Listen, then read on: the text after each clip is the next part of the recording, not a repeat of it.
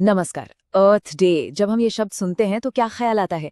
एक दिन पेड़ लगाने का, सफाई करने का। पर क्या ये सिर्फ इतना ही है? आज हम इसी की पूरी कहानी समझेंगे कि कैसे एक उम्मीद भरी शुरुआत से आज ये एक गंभीर चेतावनी बन गया है। ये सिर्फ कैलेंडर की एक तारीख नहीं है।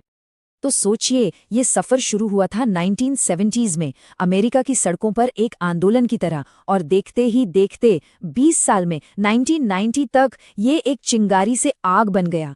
141 देश, 20 करोड़ लोग, सब एक साथ। फिर 1992 में रियो अर्थ समिट हुआ। 2016 में ऐतिहासिक पेरिस एग्रीमेंट, जिस पर साइन भी अर्थ डे के ही दिन किया गया। सब कुछ सही जा रहा था, है ना? पर यहीं कहानी में एक ट्विस्ट है। इतने सालों की मेहनत, इतनी जागरूकता, उसके बाद भी आज हमारा ग्रह पहले से कहीं ज्यादा बड़े खतरे में है। तो इस पूरी कहानी को ठीक से समझने के लिए हमने इसे 5 हिस्सों में बांटा है। सबसे पहले ये देखेंगे कि अर्थ डे असल में चेतावनी कैसे है। फिर हम देखेंगे कि ये संकट तब से लेके अब तक कितना गहरा हो गया है। इसके बाद फोकस करेंगे भारत पर, यहाँ की चुनौतियों और वादों पर।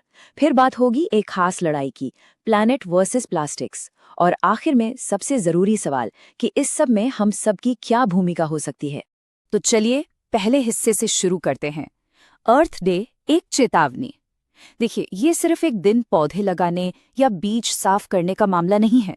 नहीं, इसके पीछे एक बहुत गहरा, एक बहुत गंभीर मैसेज छिपा हुआ है। तो ये सब शुरू कैसे हुआ? चलिए थोड़ा पीछे चलते हैं, साल 1969 में। सोचिए, कैलिफोर्निया का सेंटा बाबरा तट, और वहां एक भयंकर ऑयल स्पिल होता है। सब कुछ, समंदर, किनारे, सब काले तेल में डूब गया। इस तबाही को देखकर एक अमेरिकी सेनेटर थे, गेलॉर्ड नेल्सन, वो अंदर तक हिल गए। और बस वहीं से फैसला हुआ कि कुछ करना पड़ेगा।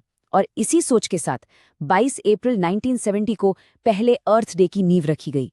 मकसद था दुनिया को पर्यावरण बचाने के लिए एक साथ लाना।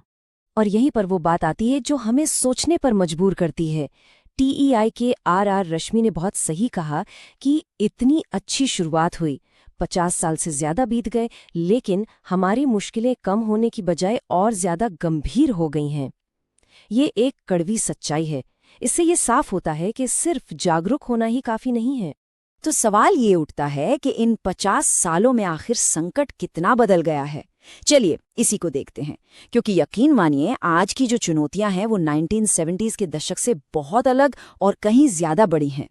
जैसे 1970 में लोग उन चीजों से परेशान थे जो उन्हें अपनी आंखों से दिखती थीं, जैसे फैक्ट्रियों से निकलता धुआं या गंदी नदियां। ये लोकल प्रॉब्लम थी। पर आज दुश्मन बदल गया है। वो अदृश्य है और ग्लोबल है। आज हम लड़ रहे हैं ग्लोबल वार्मिंग से, जो पूरी पृथ्वी को धीरे धीरे गर्म कर रही है। हम लड़ रहे हैं समंदर में तैरते उन माइक्रोप्लास्टिक से, वो छोटे छोटे कण जो अब हमारे खाने तक में आ चुके हैं। मतलब प्रॉब्लम अब सिर्फ हमारे शहर या मोहल्ले की नहीं, बल्कि पूरे प्लेनेट की है। और इसके जो लक्षण है ना, वो हमें चारों तरफ दिख रहे हैं। हर साल गर्मी के नए नए रिकॉर्ड टूट रहे हैं। बारिश का तो कोई पैटर्न ही नहीं बचा। कहीं भयानक बाढ़ है तो कहीं सूखा पड़ा है। जंगलों में आग लगने की घटनाएं भी लगातार बढ़ रही हैं। और समंदर का लेवल वो भी ऊपर उठ रहा है, जिससे किनारों पर बसे शहरों पर खतरा मंडरा रहा है। ये कोई भविष्य की चेतावनी नहीं है, ये आज की सच्चाई है। अच्छा, इस ग्लोबल संकट को थोड़ा और पास से समझने के लिए चलिए भारत की बात करते हैं। भारत एक बहुत ही दिलचस्प जगह है इस मामले में, क्योंकि यहाँ एक तरफ तो समस्या की गंभीरता दिखती है और दूसरी तरफ उसके समाधान की उम्मीद भी। ये जो नंबर स्क्रीन पर है, 0.7 डिग्री सेल्सियस, देखने में शायद छोटा लगे, लेकिन ये आंकड़ा 1901 से 2018 के बीच भारत के औसत तापमान में हुई बढ़ोतरी का है। और ये छोटा सा बदलाव अपने साथ बहुत बड़े नतीजे लेकर आया है। और वो नतीजे क्या हैं? वो काफी डरावने हैं। भारत की 75% से ज्यादा आबादी जानलेवा हीट वेव्स झेल रही है।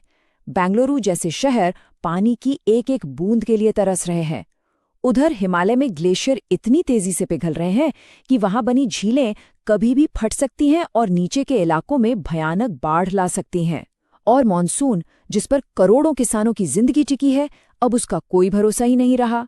लेकिन जैसा मैंने कहा था, उम्मीद भी है। इन चुनौतियों के बीच भारत ने कुछ बहुत बड़े, बहुत एम्बिशियस लक्ष्य रखे हैं। जरा सोचिए, 2030 तक 500 गीगावाट रिन्यूएबल एनर्जी, ये बहुत ज्यादा है। साथ ही अपने एमिशंस को करीब करीब आधा करना।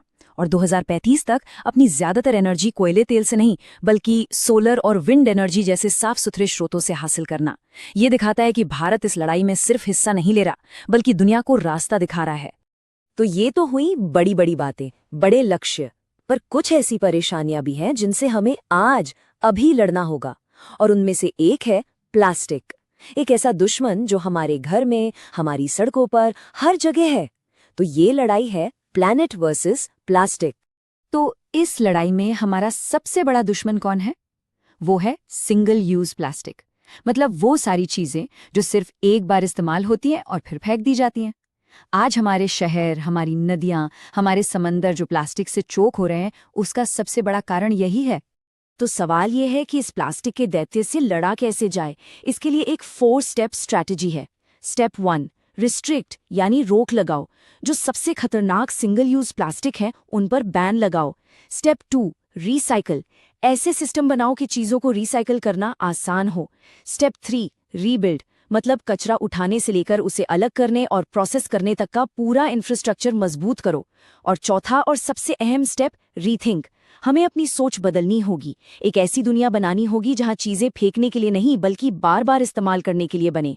एक सर्कुलर इकोनॉमी। तो सरकारों की बात हो गई, बड़ी बड़ी योजनाओं की बात हो गई।